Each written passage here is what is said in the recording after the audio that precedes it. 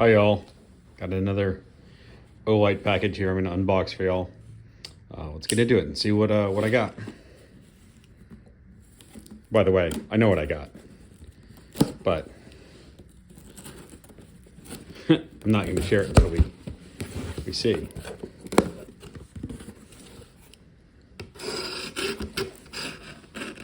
All right, so the first thing that I'll pull out of here is this, an i1R2 Pro in blue. I didn't order that. That's what they threw in for the free tier gift. Though it looks like the bottom is popped open. So rather than opening from the pull tab, we'll just go ahead and open here. I think we've all seen these. I keep one on my keychain, and I have the titanium one on my keychain, which I really like, because titanium is lighter and more durable. So speaking of titanium, this is the Warrior 3S Titanium in Earth, which I hope looks kind of like flat dark Earth, so I can put this on my rifle.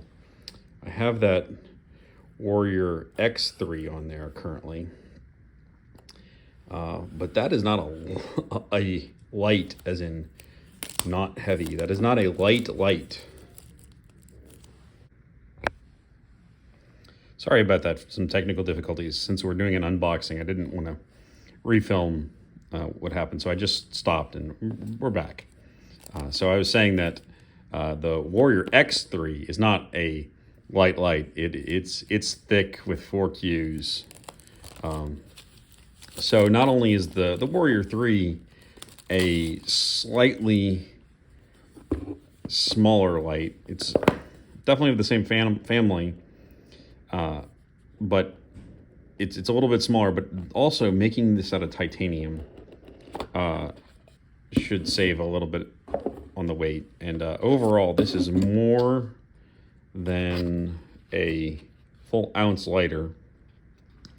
And ounces equal pounds, especially when they're out at the end of your barrel, past the gas block. Standard Olight packaging. This is actually maybe a little bit thicker gauge plastic than they've tended to have on these things in the past. So the light comes in a nice case.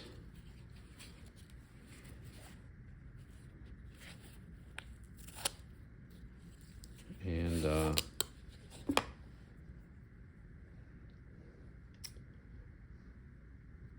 the camera can be a little bit deceiving. On the camera, it looks like it's got sort of a gold appearance, but it's really much more of a bronze appearance, copper.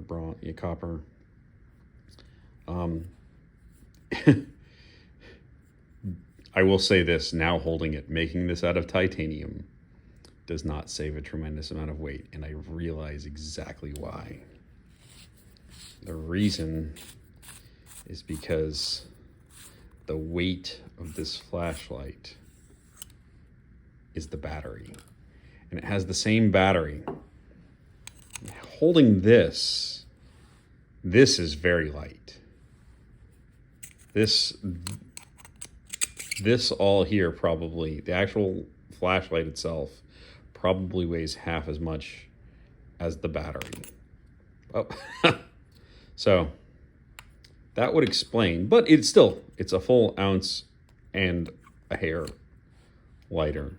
So I think this will be a worthwhile thing to put on the end of my rifle. Hopefully it's not too reflective. It doesn't detract from the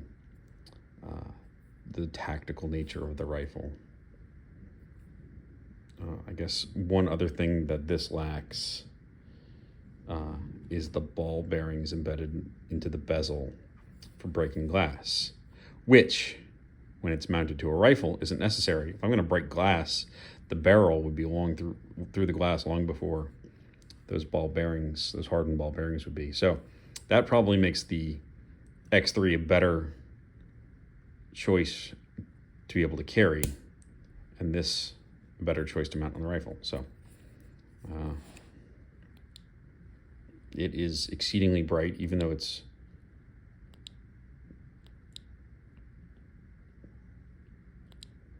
not quite as bright as the X3. It's more than sufficiently bright. I think you've all seen the Warrior series of Olights before. This fits in what you'd expect. Compared to my X3, it definitely feels similar, but different enough. That one seems kind of front heavy with that large flared reflector.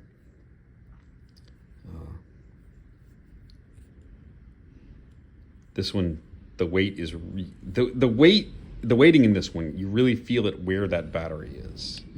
And if you're holding it as a light, because I know some of you might not want this as a weapon light, you might want something smaller. If you're holding this, I want something very bright as a weapon light. The light can be a defense component in addition to the actual rounds coming down the barrel. So if you're holding this as a light, that battery is in your hand. That is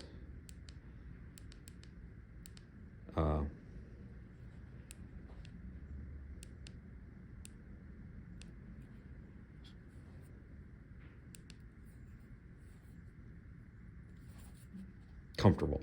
Whereas that X3, it's got weight out here that could tend to tip, but you can get a very good grip on that one. So that's neat. Think this is going to earn its place on my rifle, take the place of the X3, which will become a handheld light. And we'll move on to the also included in here, of course, charging cable, instruction manual, and the charging cable, USB 2, not USB-C.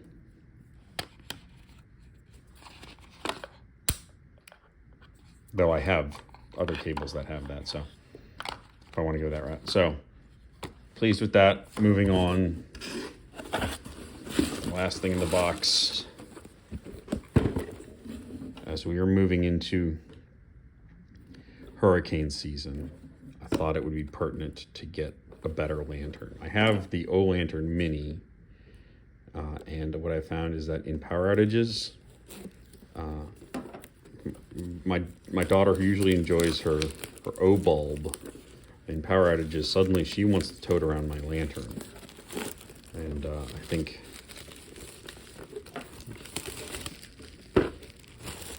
having multiple people in the house, having an additional lantern wouldn't hurt. You know, I've discussed on here, and I'll continue to discuss how on the Gulf Coast we have frequent situations where we quote unquote hunker down.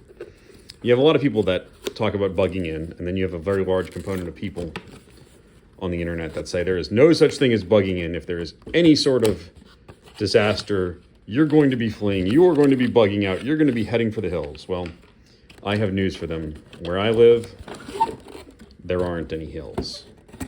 And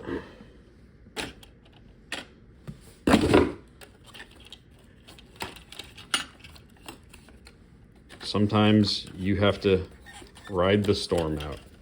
Now, you might afterward evacuate, aka bug out. It's interesting how for the same thing people have different terminology. In the prepper community, you got bugging in and bugging out, but just Gulf Coast residents have hunkering down and evacuating as regular parts of the vocabulary, and I think they are very equivalent sentiments. So there's many times that we down here will hunker down And then once we've assessed our damages, secured our property, and understand the outlook, we might evacuate. Very frequently, you might be told you're going to not have power for a week to 10 days. But you might have a little bit of damage to your property. You want to make sure the roads are passable, so you're going to want to clear some debris and whatnot. And so you're going to stay through the storm. You're going to make sure your property survives it. I've had windows break, and I was very happy that I was there to secure them during the storm. And then the morning after the storm, I clean up debris, make sure roads are passable, and then once I've understood the situation on power returning, and we recently had a situation where it was about 10 days to 2 weeks, then I headed out of town and was able to return frequently. So I bugged in, then I bugged out, but then I came back frequently checking. So having both a hunkering down kit and a bug out but check back in kit is essential. And having an additional lantern for my hunkering down kit just really seemed like a good thing. I've been meaning to do one, but when Olight announced the Olantern Classic 2 Pro, the Olantern Classic 2 Pro, and I saw that I could get it in this what did they call this? Antique bronze finish or whatever. I've got the box here. Not sure what it says on the box. I really liked this. The green one looked appealing too, but I hope this will patina and get some good character over time. So we had this README label that I held up for y'all to see, but I set down off, max, indicator, open. That's the instruction manual. So to those of you that don't know, and I'll start here, charging and power bank features can be done here. So this thing has an excessively long runtime. At the low setting, it's something like 180 hours. So if you set aside the fact that you're only going to need this for, if you left it on all night during hurricane season, you might have, 8 hours of darkness. But you're not going to leave it on all night. I guess maybe more than 8 hours. You'd probably get dark sometime around 6 or 7 you might have 12 hours. But you're not going to leave it on all night. You're going to go to bed and turn it off. So say you use this for 4 hours a night.